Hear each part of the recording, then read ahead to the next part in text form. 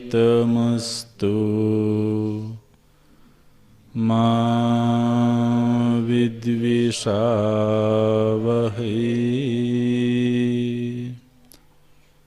ॐ शान्तिः शान्तिः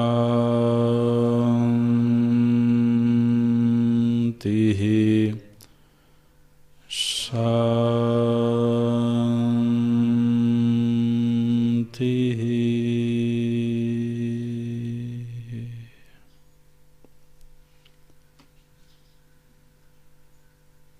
सदाशिवसमारम्भाम्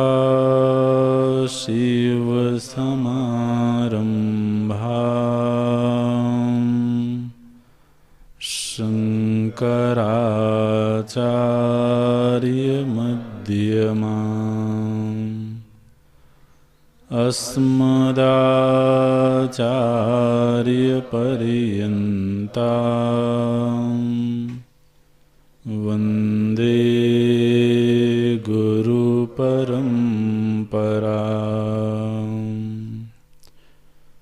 शङ्करं शङ्कराचार्यं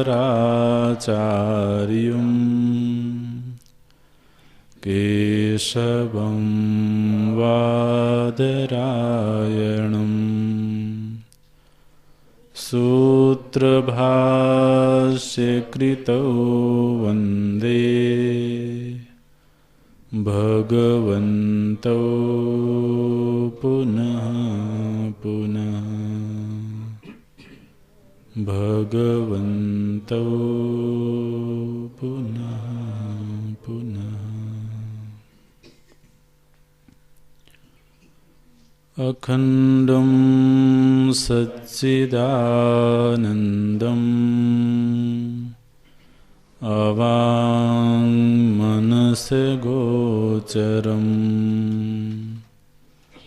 आत्मानम् अखिलाधारम् आश्रयेभीष्टसिद्धये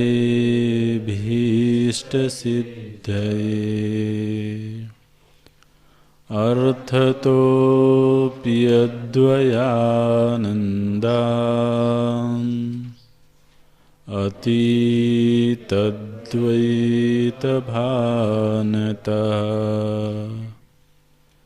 गुरूनाराध्यवेदान्त सारं वक्ष्ये यथामति सारं वक्ष्ये यथामति।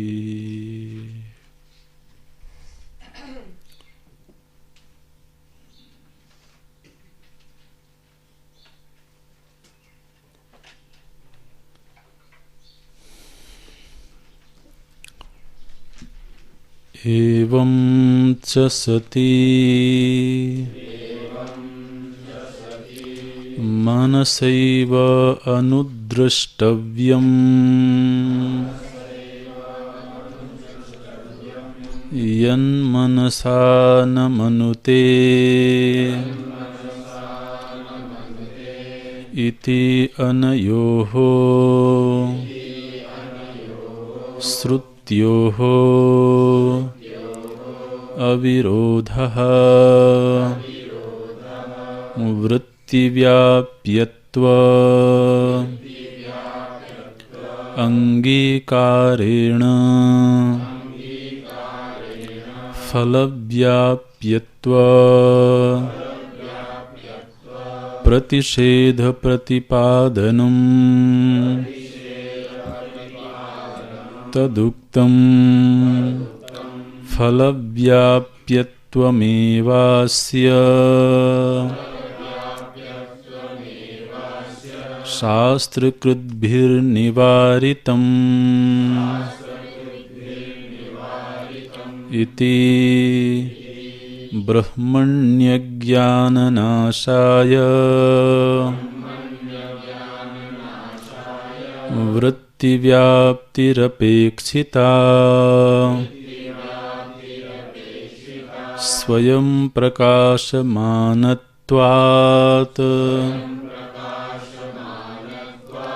नाभास उपयुज्यते इति च जडपदार्थाकाराकारित चित्तवृत्तेः विशेषः अस्ति तथा हि अयं घट इति घटाकाराकारित चित्तवृत्तिः अज्ञातं घटं विषयीकृत्य तद्गत अज्ञान निरसनपुरस्सरम् स्वगतचिदाभासेन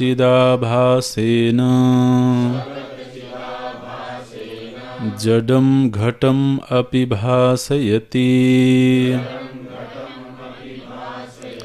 तदुक्तम् बुद्धितत्स्थचिदाभासौ द्वावपि व्याप्नुतो घटम् तत्राज्ञानं धिया नश्येत् आभासेन घटस्फुरेत् इति यथा दीपप्रभा मण्डलम् अन्धकारगतम् घटपटादिकं विषयीकृत्य तद्गत अंधकार निरसनपुरस्सरम् स्वप्रभया तदपि भासयति इति स्वप्रभया तदपि भासयति इति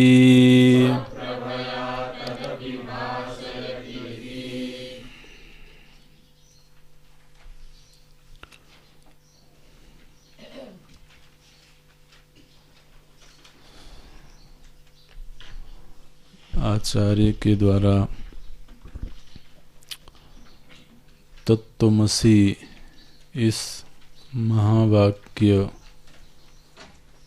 का श्रवण करने के बाद साधक के हृदय में जो अहम ब्रह्म अस्मि ऐसा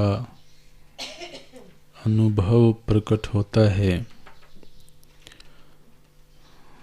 पूर्व में इसकी व्याख्या की गई। जिस तरह से अहम घटम जानामि, इसी तरह से अहम ब्रह्म अस्मि यह एक वृत्ति है। अहम पुरुषोस्मि, अहम मनुष्योस्मि, यह भी एक वृत्ति ही है। जिस तरह से अहम पुरुषोस्मि यह वृत्ति बनती है, बनी हुई है, इसी तरह से एक दिन अहम ब्रह्म अस्मि यह वृत्ति बनती है। यह जो वृत्ति है इसका जब निर्माण होता है उस समय पर वृत्ति का स्वरूप कैसा है, बोले उस वृत्ति में कोई विशेष विषय नहीं है। जो प्रत्यक अभिन्न आत्म वस्तु है, शोधन से जो अपरिच्छिन्न अस्तित्व के रूप में निश्चित हुआ है, उसी प्रत्यक अभिन्न आत्म वस्तु विषयी कृत्य, उसी को विषय बना करके यह वृत्ति उदित होती है। और जब भी कोई वृत्ति उदित होती है तो वृत्ति स्वभावतः जड़ है। इसलिए उस वृत्ति का और उस वृत्ति के विषय का ज्ञान तब होता है जब उसमें चेतन प्रतिबिंबित होता है। तो ऐसा नहीं है कि इसमें दो काल में ये घटनाएं घटती हैं, बिल्कुल एक साथ ही यह घटना घटती है। इसलिए हमें इसमें पृथकता नहीं मालूम पड़ती, भेद नहीं मालूम पड़ता है। लेकिन जो चित्त के विशेषज्ञ हैं, जिन्होंने चित्त विज्ञान को समझा है, उसका अनुसंधान किया है, उन्होंने ये बताया कि चित्त वृत्ति पहले विषयाकार होती है, फिर उस विषयाकार चित्त वृत्ति में चित्त प्रतिबिंब पड़ता है। तभी वह वृत्ति और उस वृत्ति का विषय जाना जाता है और हमारे अंदर यह ज्ञान उत्पन्न होता है, अहम घटम जानामि। तो पहले तो घटाकार वृत्ति बनी, फिर उस घटाकार वृत्ति में चित्त प्रतिबिंब पड़ा, तब यह ज्ञान उत्पन्न हुआ, अहम घटम जानामि। ये घटना एक साथ ही घटती है, इसलिए इसमें क्रम नहीं दिखाया जा सकता है। लेकिन इस तरीके से ही किसी भी वस्तु का ज्ञान होता है। अन्यथा चित्तवृत्ति स्वयं जड़ है, तो जड़ के द्वारा दूसरे जड़ का ज्ञान बिना चेतन के संसर्ग के नहीं हो सकता है। यहाँ पर जो ब्रह्माकाराकारी चित्तवृत्ति है, इस चित्तवृत्ति का कार्य क्या है, बोले इसने ब्रह्म का जो अज्ञान था, उस अज्ञान का इस वृत्ति ने निवारण किया। लेकिन चूंकि वृत्ति का विषय स्वयं चेतन है, जो स्वयं प्रकाश है, तो उस स्वयं प्रकाश चेतन को प्रकाशित करने के लिए चित्त प्रतिबिंब की आवश्यकता नहीं है। इसलिए जिस क्षण में, अब इसमें भी ये ध्यान रखना है कि ये एक वृत्ति का विवरण हो रहा है, लेकिन ऐसा नहीं है कि इसमें कोई क्रम है। ये बिल्कुल क्षणार्ध में एक साथ ही यह घटना घटती है, जिसमें कि चित्तवृत्ति बनी, उस चित्तवृत्ति ने तत्क्षण ब्रह्म संबंधी अज्ञान को निवृत्त किया, और जैसे ही ब्रह्म संबंधी अज्ञान निवृत्त हुआ, उसी क्षण में उस अज्ञान से उत्पन्न समस्त कार्य प्रपंच बाधित हो गया, और उसी क्षण में स्वयं बुद्धि भी बाधित हो गई, और फिर उस बुद्धि में जो ब्रह्माकाराकारित वृत्ति बनी थी वह वृत्ति भी बाधित हो गई। जो चित्त प्रतिबिंब था वह उस चैतन्य तत्व के सामने जाते ही स्वयं पराभूत हो गया। तो इस तरह से जो लिंग शरीर है उसका बाध हो गया, और जो स्वयं सिद्ध आत्म वस्तु है उसका साक्षात्कार हो गया। साक्षात्कार हुआ माने बुद्धि से उसको देखा गया ऐसा नहीं, क्योंकि प्रायः जब साक्षात्कार की बात आती है या अनुभव की बात आती है तो अनुभव तो बुद्धि से ही होता है। तो वहां पर बुद्धि स्वयं ही बाधित हो गई, और बुद्धि के बाधित होते ही जीवत्व भी बाधित हो गया, क्योंकि चित्त प्रतिबिंब को ही जीवत्व कहते हैं। तो वहां केवल चैतन्य तत्व मात्र शेष रहा। उस तत्व मात्र का शेष रह जाना ही तो ब्रह्मानुभूति है। जैसे कि बड़ा हल्का सा दृष्टांत आता है ध्यान में, लेकिन फिर भी समझने के लिए देख सकते हैं। एक व्यक्ति अपने कमरे में बैठा हुआ है, और उसके बहुत सारे सगे संबंधी भी उस कमरे में बैठे हैं। उसके पिता भी हैं, माता हैं, पुत्र हैं, भाई हैं, बहन हैं, और भी दूर के रिश्ते के लोग भी बैठे हैं। बहुत सारे रिश्तेदार बैठे हैं। उस समय वह व्यक्ति अपने आप को किस रूप में देखता है? बहुत सारे रूपों में देखता है। वो अपने आप को पुत्र के रूप में देखता है, पिता के रूप में देखता है, भाई के रूप में देखता है। ठीक है, एक ही समय में उसको अपने अंदर बहुत सारी पहचान मालूम पड़ती हैं। अच्छा, अब क्या हुआ, धीरे धीरे करके एक एक रिश्तेदार कमरे से जाता रहा। तो पिताजी चले गए तो जो पुत्रत्व भाव था वो अभी नहीं रहा। फिर पुत्र चला गया तो जो पितापने का भाव था वो नहीं रहा। बहन चली गई तो भाईपना नहीं रहा।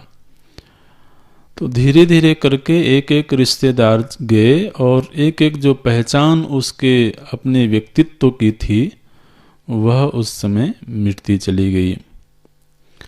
और फिर कमरे में वो अकेला रह गया। अब वो कौन है? वो भाई है कि पिता है कि पुत्र है? उस समय जब उसका कोई रिश्तेदार उसके सन्मुख नहीं है, उस समय उसको स्वयं का होना किस रूप में मालूम पड़ता है? बोले इदानीम मनुष्योस्मि, पुरुषोस्मि। ठीक है ना? तो बाकी जो पहचाने थी, बोले वो सापेक्ष पहचान थी। अच्छा, ये मनुष्योस्मि ये भी सापेक्ष पहचान है शरीर की अपेक्षा से। फिर कुछ सुन रहे हैं तो दृष्टास्मि, श्रोतास्मि, कर्ण इंद्रिय के सापेक्ष ये पहचान है। तो जिस तरह से बाह्य रिश्तेदार धीरे धीरे चले गए और उनकी अपेक्षा से उत्पन्न पहचान भी मिटती चली गई, ठीक इसी तरह से थोड़ी देर के लिए विचार करें कि ये जो हमारी उपाधियां हैं, जिनकी वजह से मैं दृष्टा, श्रोता, भोक्ता, कर्ता, पुरुष, मनुष्य ये सब अपने आप में अनुभव करता हूँ, ये सारी उपाधियां भी धीरे धीरे करके बाधित होती चली गई। शरीर बाधित हो गया, इंद्रियां बाधित हो गईं, अंतःकरण बाधित हो गया, अज्ञान मिट गया। तो अब ये जितनी भी उपाधियां थीं, ये सब धीरे धीरे करके बाधित हो गईं। अब वह जो अस्तित्व, चैतन्य अस्तित्व है, वह मात्र रह गया, शेष रह गया। उस समय वो अपने आप को क्या कहेगा? मैं दृष्टा हूं, मैं श्रोता हूं, मैं विचारक हूं, मैं चिंतक हूं, मैं पुरुष हूं। मैं नहीं हूं यह अनुभूति तो पैदा नहीं हो सकती है। मैं हूं यह अनुभूति तो रहेगी, लेकिन मैं को विशेष पहचान देने वाले जितने कारक थे, वो सब कारक बाधित हो गए। इदानीम कोस्मि, तो उसकी अनुभूति है इदानीम अपरिच्छिन्न अस्तित्व अस्मि, अपरिच्छिन्न चैतन्य, अखंड आनंद स्वरूप, नित्य शुद्ध बुद्ध मुक्त सत्य स्वभाव, अखंड आनंद अनंत ब्रह्म अस्मि। लेकिन अब यह वृत्ति नहीं है। पहले ब्रह्माकारा वृत्ति बनी थी। उस ब्रह्माकारा वृत्ति ने ही इन समस्त को, अज्ञान और अज्ञान जनित समस्त उपाधियों को बाधित कर दिया। और इन सब के बाद हो जाने पर वह अपने आप को अखंड अस्तित्व के रूप में अनुभव करता है। ये चरम स्थिति है। ये जो हमने पूर्व का परिच्छेद देखा, उसमें इसका विवरण हुआ। स्व उपाधिभूत अखंड चित्तवृत्ते है बाधितत्वात्। अब ध्यान रखें, वो जो जीवत्व है, आज के दिन जो जीव के रूप में अपने आप को अनुभव कर रहा है, वह जीव तो चेतन का प्रतिबिंब है। मने अभी क्या विडंबना खड़ी हो गई है कि दर्पण में दिखने वाला जो चेहरा है, उस चेहरे ने ही अपने आप को सत्य मान रखा है।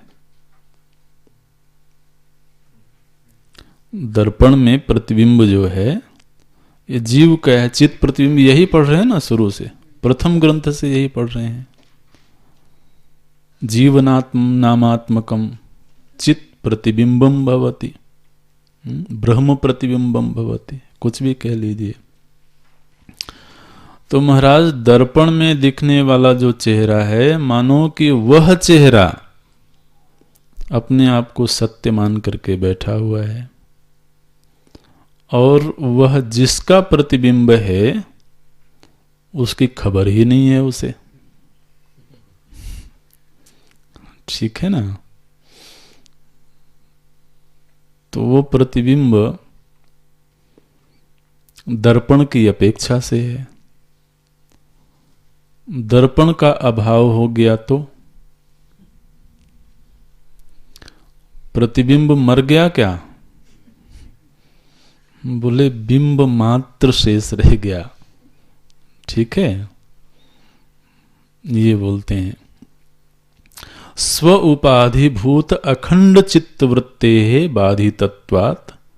चित्तवृत्ति रूपी दर्पण का बाध हो जाने पर क्या हुआ? बोले दर्पण अभावे मुख प्रतिबिंबस्य मुख मातृत्ववत्। वहां पर अब मुख प्रतिबिंब नहीं है, क्या है? बोले मुख मात्र है। इसी तरह से चित्त प्रतिबिंब का अभाव हो गया और चैतन्य मात्र शेष रह गया। प्रत्यक अभिन्न परब्रह्म मात्रम भवति। अब उसको ना तो मनुष्य कहने की जरूरत है, ना पुरुष स्त्री कहने की जरूरत है, ना दृष्टा भोक्ता कर्ता मनता कहने की जरूरत है, ना आने जाने वाला। ये सारा का सारा औपाधिक ही था, इसलिए वह अपने आप को तो ब्रह्म के रूप में अनुभव करता है। ब्रह्मविद ब्रह्मैव भवति। तो जो ब्रह्मविद है, ब्रह्म को जानने वाला है, वह ब्रह्म का ज्ञाता नहीं होता है, वो स्वयं ब्रह्म ही होता है। अच्छा जी, तो यहाँ पर ये महापुरुष, कोई बहुत विरला महापुरुष है जिसको यह स्थिति प्राप्त होती है, यह अनुभव की स्थिति प्राप्त होती है। हालांकि यह घटना क्षणार्ध में ही घटती है, लेकिन इसकी एक तैयारी होती है। इसलिए इस परिच्छेद में भी आचार्य ने ये बात कही है कि अधिकारिणः, और वह अधिकारी जो गुरु से उपदिष्ट है, तो उसे यह अनुभूति प्राप्त होती है। अब एक प्रश्न आया, बड़ा सुंदर प्रश्न है। ये ब्रह्माकाराकारित वृत्ति के संदर्भ में प्रश्न ये है कि भगवान, हमने तो सुना है कि ब्रह्म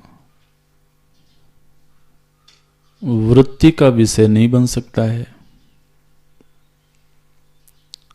ठीक है, तो वांग मनस अगोचर है, तो वृत्ति का विषय बन नहीं सकता है। और ये जो ब्रह्माकाराकारित वृत्ति है, इसका विषय ब्रह्म है, यही कहा गया। प्रत्यक अभिन्न ब्रह्म विषयीकृत्य, उसको विषय करके ही वो चित्तवृत्ति बनी है। और श्रुतियों में भी ये बात कही गई है, यन मनसा न मनुते, जिसको मन के द्वारा नहीं जाना जा सकता है, तो फिर ये वृत्ति कैसे बनती है, कैसे बन सकती है? तो इस प्रश्न के संदर्भ में आगे का प्रकरण तो आचार्य बताते हैं। इसमें इससे पहले कि हम इस प्रकरण में प्रवेश करें, थोड़ा सा वृत्ति की प्रकृति पर चिंतन करें। हालांकि ये पहले भी कहीं कहीं पर चिंतन हुआ है, लेकिन अब यहाँ थोड़ा सा इसका विस्तार है। ये जो चित्त वृत्ति है, किसी भी विषय का ज्ञान होने में चित्त वृत्ति ही एकमात्र साधन है, ये हम सभी जानते हैं। अपने शरीर का, अपनी इंद्रियों का, अपने मनोभावों का, अपने विचारों का और अपने शरीर के बाहर के जगत का समग्र का जो ज्ञान है, वह चित्त वृत्ति के सहारे ही होता है। इसमें ध्यान देना, तो जैसे कि अभी अभी चर्चा हुई कि सर्वप्रथम ऐसे वेदांत के आचार्यों ने सूक्ष्म चिंतन किया और यह निर्णय दिया कि ये जो मन है, ये मन इंद्रिय द्वार से उस विषय देश में जाता है। लिखने का बाद में कर लेना, लिखना जरूरी नहीं है। तो यह मन इंद्रिय द्वार से, मान लीजिए कि सामने एक लाल पुष्प रखा हुआ है, तो मन नेत्र के द्वार से नेत्र को वेहिकल बना करके उस पुष्प देश में गया और फिर वह मन की वृत्ति ही पुष्प का आकार धारण करती है। ठीक है, पुष्पाकार वृत्ति बन गई। तो जब वृत्ति पुष्प का आकार धारण कर लेती है, उस समय उसको बोलते हैं वृत्ति व्याप्ति।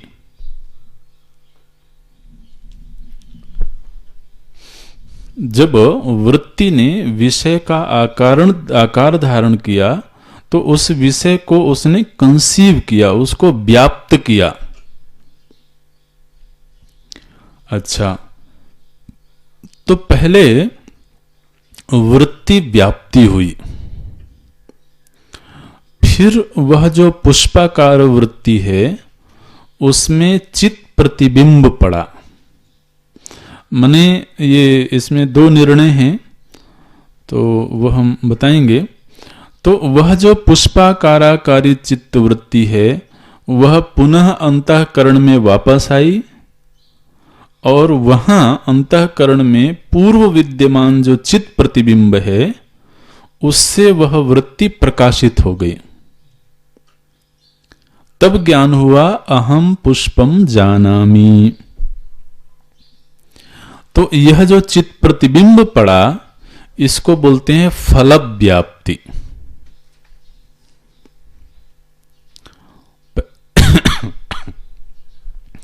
पहले वृत्ति व्याप्ति हुई और फिर फल व्याप्ति हुई।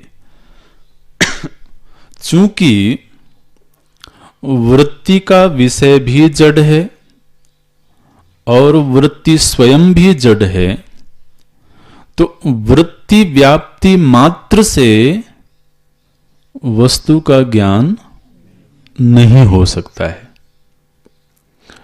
जब भी पदार्थ का ज्ञान होगा तो चूंकि पदार्थ जड़ है और वृत्ति हमेशा जड़ को ही विषय बना सकती है, वृत्ति कभी भी चेतन को विषय बना नहीं सकती, चेतन वृत्ति का विषय बन नहीं सकता।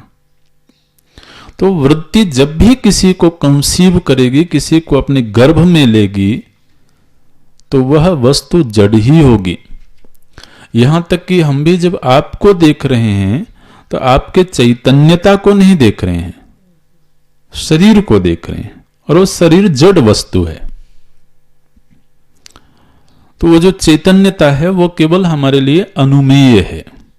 अनुमान होता है कि इसमें हरकत दिख रही है, इसमें स्पंदन दिख रहा है, इसका मतलब यहां पर जीव है, लेकिन वह वृत्ति का विषय नहीं बन सकता है। तो अगर मान लीजिए कि चित्त प्रतिबिंब ना पड़े तो वृत्ति व्याप्ति होने के बावजूद उस विषय का ज्ञान नहीं हो सकता है। अब इसमें इन बिटवीन जो एक छोटा सा विचार है वो ये है कि जैसे अभी ये कहा गया कि मन इंद्रिय को वेहिकल बना करके, इंद्रिय का सहारा लेकर के इंद्रिय के विषय के पास जाता है, ठीक है ना, एक ये विचार है। इसमें एक दूसरा विचार ये भी है कि मन कहीं जाता नहीं है, बल्कि वह विषय स्वयं इंद्रिय के सहारे मन के पास आता है। ये दोनों ही विचार हैं, इनमें कोई बहुत अंतर नहीं है, इसलिए इसमें ज्यादा विस्तार की आवश्यकता नहीं है। जैसे किसी ने कहा कि भाई जब किसी वस्तु पर प्रकाश पड़ा तो वह प्रकाश उस वस्तु से रिफ्लेक्ट हुआ, है ना। जैसे पुस्तक है तो पुस्तक में पहले प्रकाश पड़ा और वहां से रिफ्लेक्ट होकर के वो रेटिना में आया। इट मीन्स कि वह जो रिफ्लेक्टेड प्रकाश है वह नेत्र के पास आया, ना कि नेत्र वहां गया, है ना। और फिर नेत्र में आया, नेत्र ने पहले उस वस्तु का आकार धारण किया, फिर उस नेत्र ने मन को दिया। तो इस तरह से भी विचार है।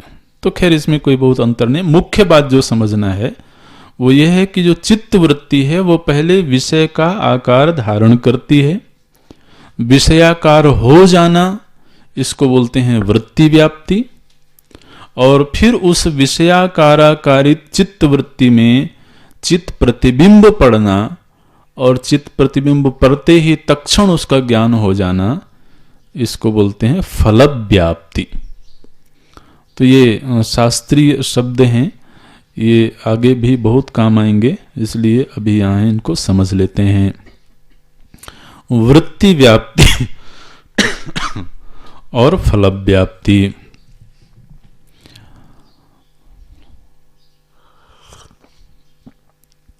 इसके लिए हमारे आचार्यों ने दृष्टांत दिया।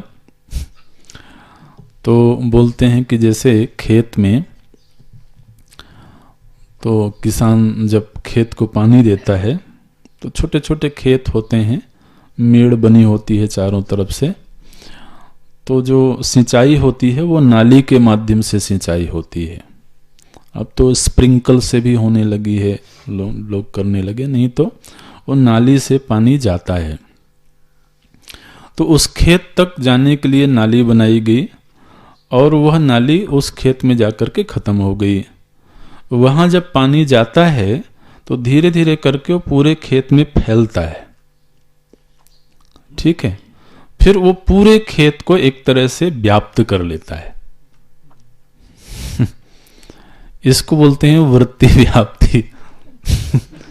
बोले ये जो मन है ये इंद्रियां नाली है महाराज।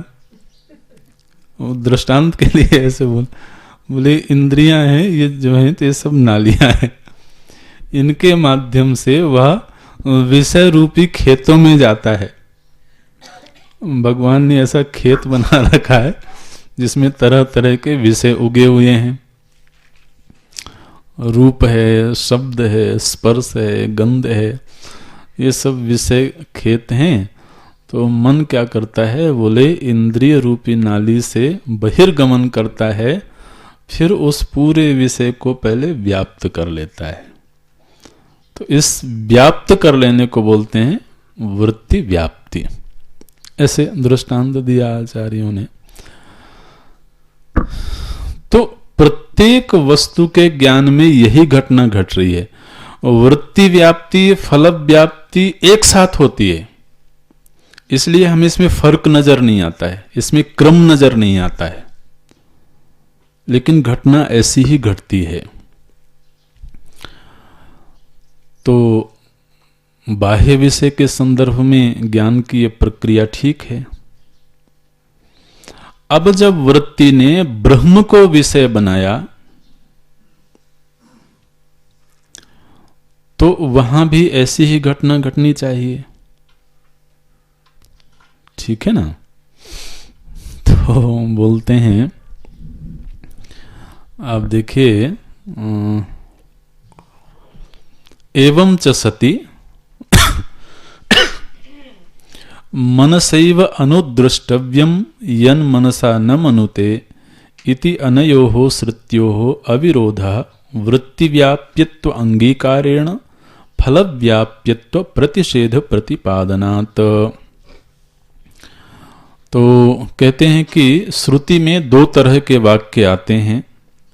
कहीं कहीं पर ऐसा वाक्य आता है कि उस तत्व को मन के द्वारा ही जाना जा सकता है। यहां पर क्या बोलते हैं, एक उदाहरण देते हैं, मनसैव अनुद्रष्टव्यम, मनसा एव अनुद्रष्टव्यम। उस आत्म तत्व को कैसे देखा जाएगा, कैसे जाना जाएगा, बोले मनसा एव, मन के द्वारा ही उस तत्व को जाना जा सकता है। एक ऐसा वक्तव्य श्रुति ने दिया। फिर एक जगह पर आया, यन मनुषा न मनुते, वह ऐसा तत्व है जिसको मन से नहीं जाना जा सकता है। फिर कहीं पर आया, दृश्यते तु अग्रया बुद्धिया सूक्ष्मया सूक्ष्मदर्शी भी। उस श्रुति माता ने कहा कि तीक्ष्ण सूक्ष्म बुद्धि के द्वारा उस तत्व का बोध होता है। तो श्रुति के वाक्यों में आपस में विरोध दिखाई दे रहा है। कोई श्रुति वाक्य कह रहा है कि मन के द्वारा उसको जाना जा सकता है, और कोई श्रुति वाक्य कह रहा है कि वो अगोचर है।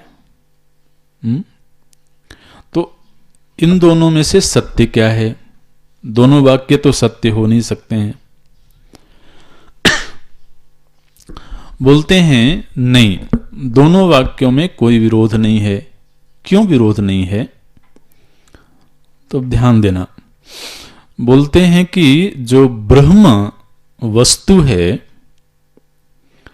उसमें वृत्ति व्याप्ति होती है। ब्रह्म वृत्ति का विषय बनता है, ऐसा आचार्यों ने कहा।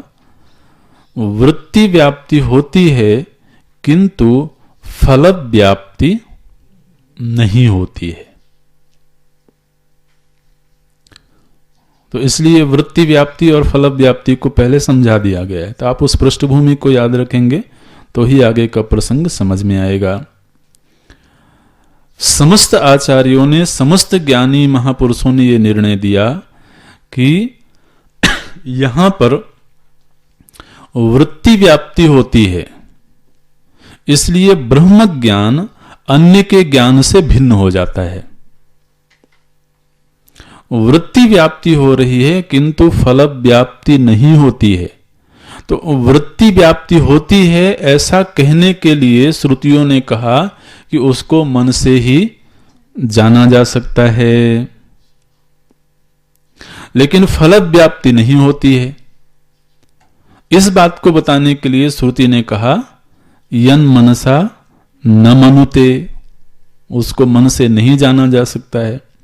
तो जहां पर निषेध किया गया कि मन से बुद्धि से नहीं जाना जा सकता है, वह निषेध वाक्य ये बता रहा है कि वहां फल व्याप्ति नहीं हो सकती है। और जहां श्रुति ने यह कहा कि उसको मन के द्वारा जाना जा सकता है, वहां यह बताया जा रहा है कि वहां वृत्ति व्याप्ति होती है। तो इसलिए इन दोनों में कोई विरोध नहीं है। अब ये वाक्य देखना, आपके ग्रंथ में है, मनसा एव अनुद्रष्टव्यम, एक ये वाक्य है जो ये कह रहा है कि मन के द्वारा उसको जाना जा सकता है। फिर यन मनसा न मनुते, जिसको मन से नहीं जाना जा सकता है। इति अनयोहो श्रुत्योहो, ये जो दो श्रुतियां हैं इनमें अविरोधः, इनमें आपस में कोई विरोध नहीं है। क्यों विरोध नहीं है? तो बोलते हैं वृत्ति व्याप्यत्व अंगीकारेण, वृत्ति व्याप्ति होती है ऐसा आचार्यों ने स्वीकार किया है। वो शब्द आप देखते रहना तो उनका अर्थ खुलता रहेगा। वृत्ति व्याप्यत्व अंगीकारेण, अंगीकार करना मतलब स्वीकार कर लेना। तो आचार्यों ने यह स्वीकार किया कि वृत्ति व्याप्ति होती है किंतु फल व्याप्यत्व प्रतिषेध, फल व्याप्ति नहीं होती है, फल व्याप्ति का प्रतिषेध किया गया। तो फल व्याप्ति का प्रतिषेध किया गया, इसके लिए वाक्य आया यन मनसा न मनुते और फल वृत्ति व्याप्ति को स्वीकार किया गया, उसके लिए वाक्य आया मनसैव अनुद्रष्टव्यम। इसलिए इन दोनों ही श्रुतियों में आपस में कोई विरोध नहीं है। फल व्याप्यत्व प्रतिषेध प्रतिपादनात् तदुक्तम, और ऐसा आचार्यों ने कहाँ कहा है? तो यहाँ पर ये उदाहरण देते हैं जो विद्यारण्य स्वामी जी द्वारा लिखित ग्रंथ पंचदशी, वेदांत का एक बड़ा महत्वपूर्ण समादृत ग्रंथ है पंचदशी, तो वहाँ से ये श्लोकों का उदाहरण देते हैं। बोलते हैं फलव्याप्यत्वम एव अस्य शास्त्रकृद्भिर निवारितम। तो अस्य फलव्याप्यत्वम, इस आत्म वस्तु या इस ब्रह्म वस्तु में फल व्याप्ति होती है, ऐसा शास्त्रकृद्भिर निवारितम, शास्त्रकारों ने इस वाक्य का निषेध किया है। निवारितम, कई ही निवारितम बोले शास्त्रकृद्भिः, शास्त्र बनाने वालों ने अर्थात शास्त्र के जो ज्ञाता हैं ऐसे आचार्यों ने निवारण किया है, निषेध किया है। किसका निषेध किया है? बोले फलव्याप्यत्वम अस्य, अस्य ब्रह्मणः, इस ब्रह्म में फलव्याप्ति होती है, इस बात का आचार्यों ने निषेध किया है। अच्छा, फिर दूसरा उदाहरण देते हैं, ब्रह्मणि अज्ञान नाशाय वृत्ति व्याप्ति अपेक्षिता। ब्रह्म में जो अज्ञान है उस अज्ञान का निवारण करने के लिए वृत्ति व्याप्ति की अपेक्षा होती है। तो एक उदाहरण से बताया गया कि आचार्यों ने फल व्याप्ति का निषेध किया है, नहीं हो सकता है, और दूसरी तरफ वृत्ति व्याप्ति को स्वीकार किया है, क्योंकि वृत्ति व्याप्ति होने से ही तद्गत अज्ञान का निवारण होता है।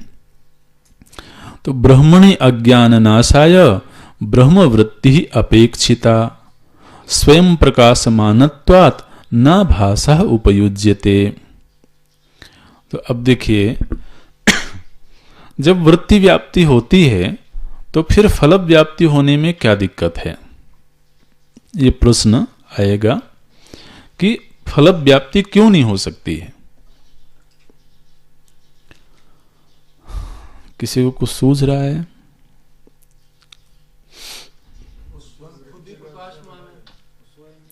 हाँ हाँ हाँ, ठीक है, बिल्कुल।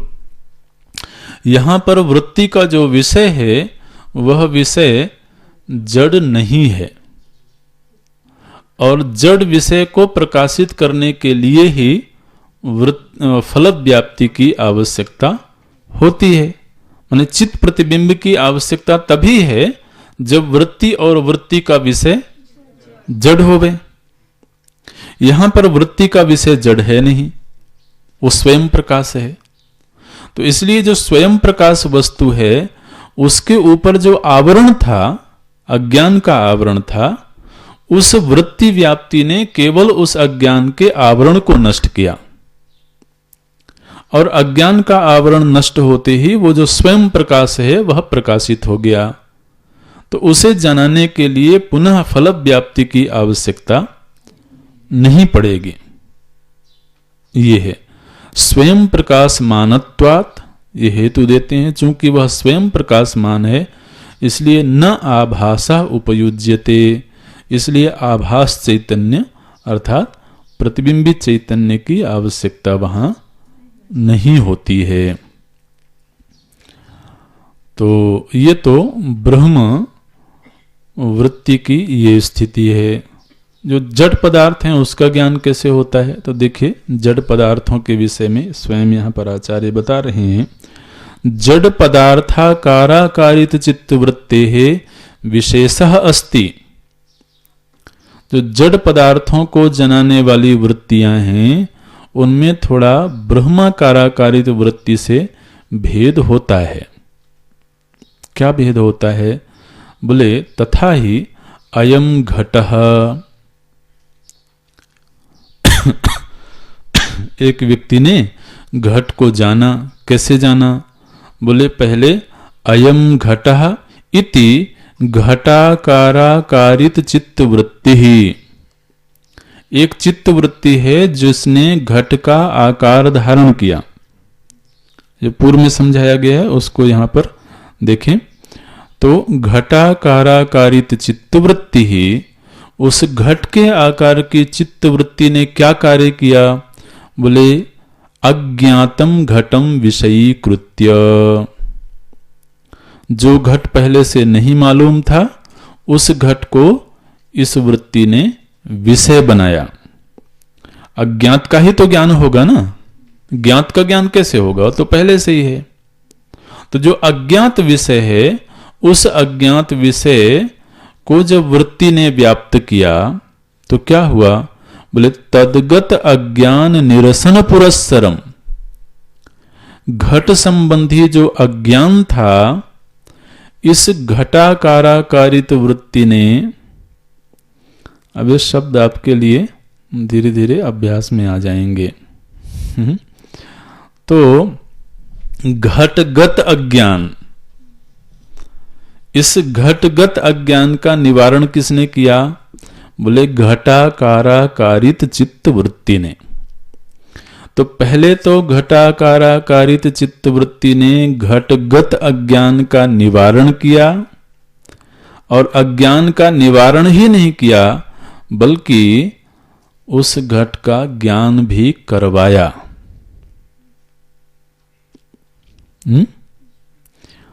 क्या बोलते हैं? तद्गत अज्ञान निरसन पुरस्सरम, घट संबंधी अज्ञान का उसने निरसन कर दिया, नष्ट कर दिया। फिर स्वगत चिदाभासेन, फिर उसमें जो चित प्रतिबिंब था उसने जडम घटम अपि भासयति, वह जो जड घट था उसको भासित किया, उसको जना दिया। घटम अपि भासयति, तो घट का ज्ञान करा देना ये फल व्याप्ति है, और घटगत अज्ञान का निवारण कर देना ये वृत्ति व्याप्ति है। तो वृत्ति व्याप्ति का कार्य क्या है? बोले पदार्थगत अज्ञान का निवारण करना। वृत्ति व्याप्ति का केवल इतना कार्य है, वह वस्तु संबंधी अज्ञान का निवारण करती है। लेकिन वस्तु को जनाने का कार्य कौन करता है? बोले फल व्याप्ति।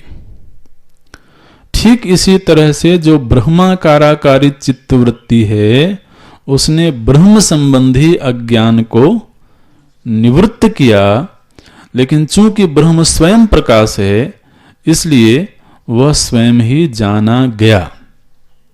उसका ज्ञान करवाने के लिए फल व्याप्ति की आवश्यकता नहीं थी। ये ब्रह्म ज्ञान और अन्य के ज्ञान में मूल अंतर है, इसको ध्यान में रखना है। इसके लिए पुनः उदाहरण देते हैं। बुद्धि तत्स चिदाभासौ, बुद्धि, बुद्धि माने बुद्धि की वृत्ति, और तत्स्थ चिदाभासौ, उस बुद्धि में रहने वाला जो चित आभास है, चित प्रतिबिंब है। द्वौ अपि व्याप्नुतो घटम, ये बुद्धि की वृत्ति और तद्गत चेतन, ये दोनों ही घट को व्याप्त करते हैं। जब इन दोनों ने ही घट को व्याप्त किया तो क्या हुआ? तत्र अज्ञानम धियानश्चेत, घट संबंधी अज्ञान का निवारण बुद्धि ने किया, माने बुद्धि की वृत्ति ने किया, और आभासेन घटस्फुरेत, और उस आभास चेतन के द्वारा घट का स्फुरण हुआ, मतलब घट का ज्ञान हो गया। ये कारिका में आता है। इसके लिए एक और दृष्टांत देते हैं। यथा दीप प्रभा मंडलम अंधकारगतम घटपटादिकम विषयीकृत्य तद्गत अंधकार निरसन पुरस्सरम स्वप्रभया तदपि भासयति इति। यथा दीप प्रभा मंडल, बहुत सुंदर शब्द बनाया है। जैसे दीप प्रभा मंडल है, दीप का जो प्रभा मंडल है मतलब उसके प्रकाश का जो दायरा है, उसने क्या किया? बोले अंधकार गतम घटपटादिकम विषयीकृत्य, अंधेरे में रखे हुए जो घटपट आदि थे उनको विषय बनाया। किसने विषय बनाया? दीपक प्रभा मंडल ने अंधेरे कमरे में दीपक लेकर के गए हम, वहां पर तो वस्तुएं रखी हुई थीं। एक घट का प्रयोग पहले बहुत होता रहा होगा महाराज, जल भरने के लिए घट ही काम आता था, इसलिए महात्माओं को घट की याद आती रहती है। तो आप अभी कमंडलू कर लो या और भी जो बॉटल कर लो, जो भी करना हो। तो अंधेरे कमरे में ये वस्तुएं रखी हुई हैं। वो दीपक लेकर के गया, तो दीपक का अपना एक प्रभामंडल है। उस प्रभामंडल ने उस कमरे में रखी हुई वस्तुओं को अपना विषय बनाया। कैसे विषय बनाया? बोले पहले तो तद्गत अंधकार निरसन पुरस्सरम, पहले तो वहां जो अंधेरा था उस अंधेरे को उस प्रभामंडल ने मिटाया, छिन्न भिन्न किया। उसके बाद स्वप्रभया तदपि भासयति, अपने ही प्रकाश से उसने उन वस्तुओं को प्रकाशित भी किया। मैंने उस दीप की प्रभा ने दो काम किए महाराज, उस कमरे के अंधेरे को मिटाया और फिर उन वस्तुओं को प्रकाशित किया। तभी तो वस्तु का ज्ञान हुआ ना, प्रकाश उस वस्तु में पड़ा, फिर वो रिफ्लेक्ट होकर के हमारे नेत्रों में आया, तो उस वस्तु का ज्ञान हुआ। लेकिन ये घटना बिल्कुल एक साथ घटती है, तो इसलिए इसमें कोई क्रम मालूम नहीं पड़ता है। लेकिन ये इस तरीके से घटना, इस चिंतन की जरूरत इसलिए पड़ी क्योंकि जो ब्रह्म वस्तु है वह जड़ नहीं है, स्वयं प्रकाश है। उस स्वयं प्रकाश होने के कारण चित्त प्रतिबिंब उसको प्रकाशित करे, ये तो बिल्कुल भी युक्ति संगत नहीं मालूम पड़ता है। लेकिन अभी वह स्वयं प्रकाश तत्व छिपा हुआ है, उसके ऊपर अज्ञान का आवरण है। तो जो वृत्ति व्याप्ति है, माने ब्रह्माकाराकारी चित्त वृत्ति है, इसने उसके ऊपर के अज्ञान रूपी आवरण को नष्ट किया और फिर वह वृत्ति स्वयं भी नष्ट हो गई और स्वयं प्रकाश चैतन्य तत्व तो प्रकट हो गया, उसका साक्षात्कार हो गया। इस तरह से तो वहां पर फल व्याप्ति नहीं हुई, केवल वृत्ति व्याप्ति हुई और उस वृत्ति व्याप्ति का कार्य अज्ञान का निवारण करना था। ओम ओम पूर्णमदः पूर्णमिदं पूर्णात् पूर्णमुदच्यते पूर्णस्य पूर्णमादाय पूर्णमेवावशिष्यते। ओम शांति। हरि ओम।